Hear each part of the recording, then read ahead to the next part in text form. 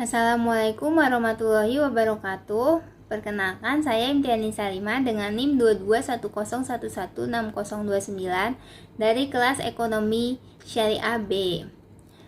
Tujuan saya membuat video ini adalah ingin melakukan presentasi hasil analisis UMKM dari UMKM Kue Pukis untuk memenuhi mata kuliah Ekonomi Mikro Islam.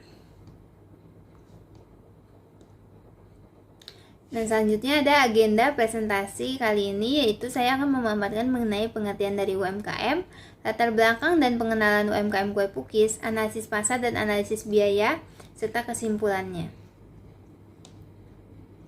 Yang pertama adalah pengertian dari UMKM. Usaha mikro kecil dan menengah atau UMKM adalah unit usaha produktif yang berdiri sendiri yang dilakukan oleh orang perorangan atau badan usaha di semua sektor ekonomi, menurut Tambunan 2013.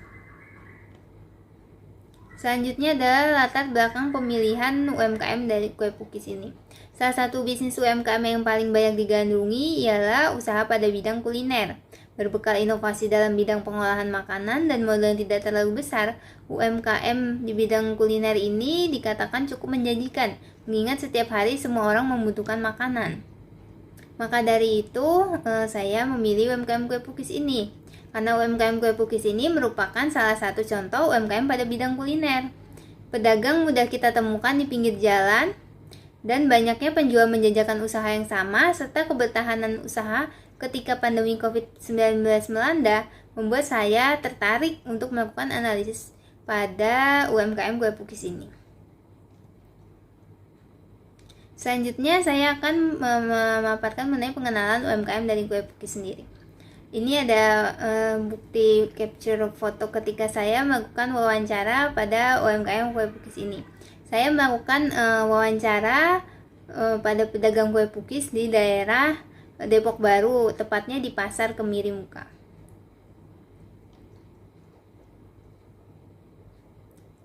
Selanjutnya ada pengenalan dari kue pukis sendiri. Kue pukis merupakan kue tradisional Indonesia yang terbuat dari adonan berbahan dasar tepung dan dimasak dalam wajan cetakan khusus.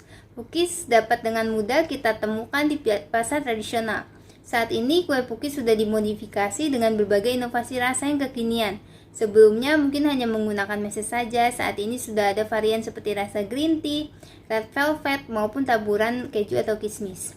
Kue pukis ini terbuat dari adonan telur, gula pasir, tepung terigu, ragi, soda kue, dan santan. Adonan tersebut kemudian dituangkan ke dalam cetakan khusus setengah bulan serta dipanggang di atas api. Setelah adonan setengah matang diberi taburan meses atau keju, atau dapat juga diberi taburan kacang. Dengan tampilannya yang menarik dan rasa yang enak, tidak heran jika masyarakat menyukai kue tradisional ini, mulai dari anak-anak sampai orang dewasa. Bahkan kue pukis ini juga sering disajikan sebagai hidangan jika ada acara keluarga. Peluang usaha kue pukis ini bisa dimanfaatkan sebagai upaya kita untuk melestarikan warisan kuliner Nusantara. Nah, pedagang yang saya wawancarai kebetulan lokasi penjualannya cukup strategis.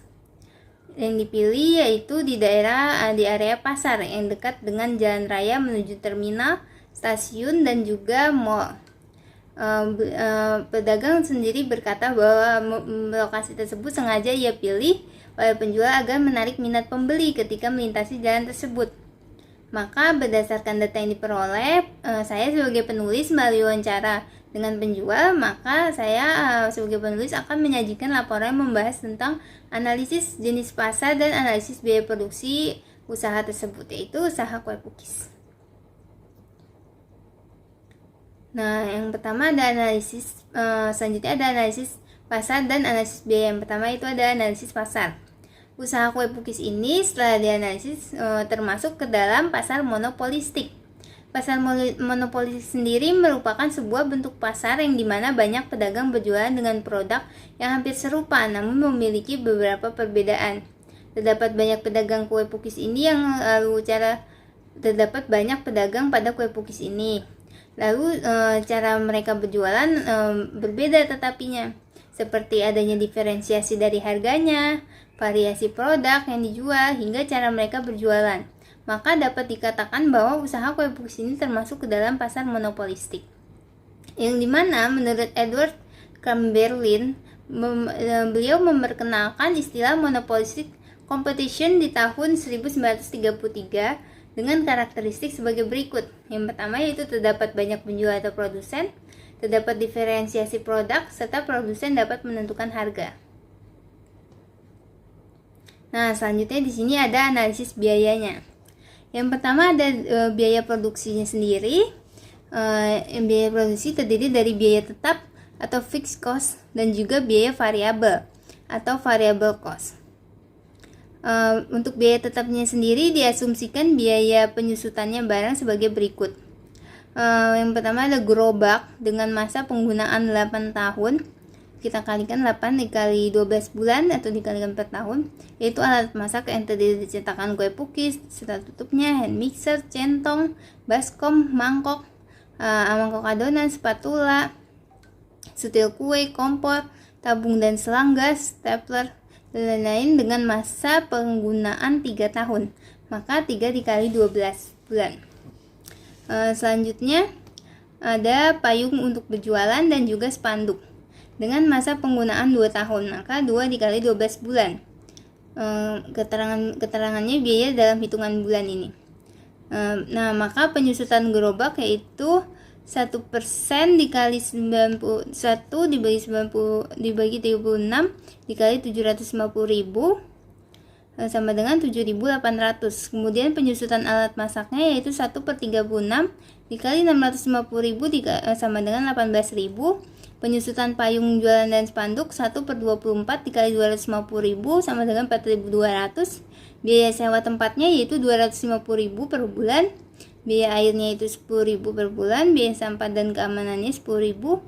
Jadi total fixed cost-nya yaitu 300.000 dibagi 30 hari karena dihitung per bulan. Jadi saya bagi dengan 30 hari. Jadi per hari total fixed cost-nya ialah Rp10.000. Dan average fixed cost-nya yaitu diperoleh dari total fixed cost tadi dibagi dengan quantity, yaitu jumlah yang diperoleh dihasilkan per setiap harinya. Yang dimana total fixed cost-nya sendiri tadi 10.000 dibagi kuantitinya 30, jadi totalnya 330. Yang dimana jadi average fixed cost-nya sama dengan 3.300. Nah, selanjutnya ada biaya variabel atau variable cost. Rincian untuk biaya variabel per harinya meliputi dari bahan-bahannya tersendiri untuk memproduksi sebuah kue pukis per harinya, yaitu tepung terigu 2 kilo yang 1 kilonya harga 7.500, jadi dikalikan 2 sama dengan 15.000. Kelapanya 3 buah sama dengan 3 buah dikali 8.000 sama dengan 24.000. Gula pasirnya 2 kilo sama dengan 2 kilo dikali 12.500 sama dengan 25.000. Telurnya 15 butir, jadi 15 butir dikali 2.000 sama dengan 30.000. Soda kuenya 1 pieces harganya 5.500, jadi 5.500. Pemipan 2 pieces sama dengan dikali 3.000 yaitu 6.000. Mesa sendiri digunakan per hari per 2 hari yaitu 200 gram.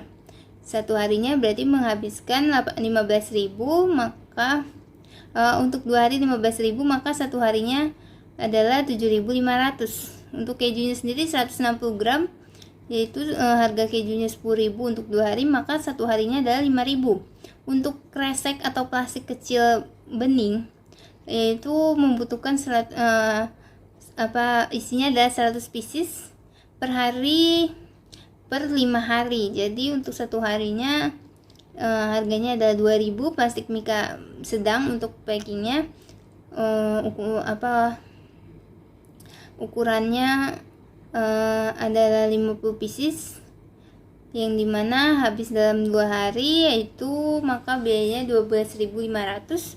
Selanjutnya ada isi staples yang dimana membutuhkan 1 pak saja untuk 4 hari, maka satu harinya Rp500. Dan gas 3 kilo yang dimana 1 tabung gas cukup digunakan untuk 7 hari, maka dibagi dengan 7 hari yaitu 21.000 sama dengan Rp3.000.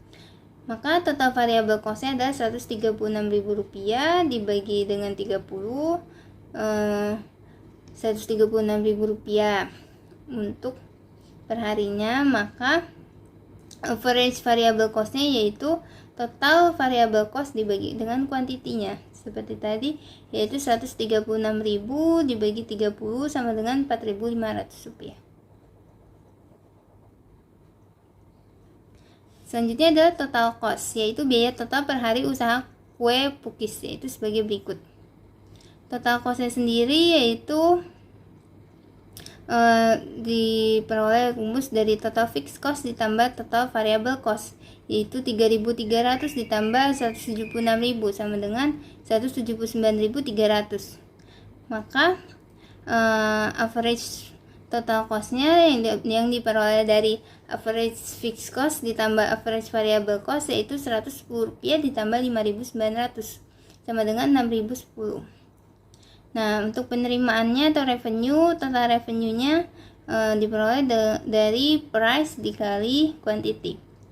Price-nya 110.000 dikali quantity-nya 30, jadi total revenue-nya adalah 300.000. Jadi dalam sehari usaha kue pukis ini mendapatkan penghasilan sebesar 300.000 dari hasil penjualannya. Lalu berikutnya adalah laba atau rugi. Laba ruginya yaitu total revenue dikurang total cost, yaitu 300.000 dikurang 179.300 sama dengan 120.700. Jadi dalam sehari maka usaha kue pukis ini mendapatkan keuntungan sebesar 120.700 dari hasil penjualannya. Selanjutnya kita masuk pada kesimpulan dari hasil analisis UMKM kue pukis ini. Pada pembahasan di atas dapat diketahui bahwa UMKM kue pukis ini dapat dikategorikan ke dalam pasar monopolistik, yang dimana disebut pasar monopolistik dikarenakan terdapat ciri-cirinya yaitu banyaknya penjual atau produsen, terdapat diferensiasi produk seperti membuat variasi dan produsen dapat menentukan harga dari kualitas dan memiliki ciri khas. Kue pukis tidak hanya satu-satunya usaha yang menjual produk sejenis yang berada di pasar, sehingga dalam sisi kompetisi tentunya memiliki banyak pesaing penjual produk yang sejenis, namun tetap terdapat diferensiasi produknya. Target pasarnya yaitu untuk semua usia atau semua kalangan, baik dari kalangan anak-anak, remaja muda, sampai orang dewasa. Kemudian penjual berjualan menetap di satu tempat dengan menggunakan gerobak dan payung. Juga terdapat spanduk bertuliskan kue pukis aneka rasa, yang dimana lokasinya berlokasi di Pasar Kemiri Muka Depok, yang dimana lokasi tersebut strategis dengan akses jalan menuju stasiun, terminal, dan juga mall, sehingga dapat menarik konsumen yang melintasi jalan tersebut dan menjadi tertarik kemudian membeli produknya. Setelah melakukan wawancara, dapat diketahui bahwa apabila terjadi kenaikan penjualan tidak mempengaruhi biaya tetap yang telah ada, yang artinya penjual tidak memutuskan membeli alat-alat pembuatan kue yang baru. Penjual juga telah menetapkan harga yang sesuai dengan harga pasaran penjualan kue pukis pada umumnya. Lalu jika harga penjualan dinaikkan atau diturunkan, penjual menyampaikan dengan jelas bahwa dapat mempengaruhi hasil penjualan, dikarenakan jika harga dinaikkan beberapa konsumen merasa keberatan, dan jika harga diturunkan maka nanti penjual yang akan mengalami kerugian, karena untung yang didapatkan akan lebih kecil dari untung yang didapatkan ketika harga biasanya. Sekian presentasi dari saya, kurang lebihnya mohon maaf. Wassalamualaikum warahmatullahi wabarakatuh.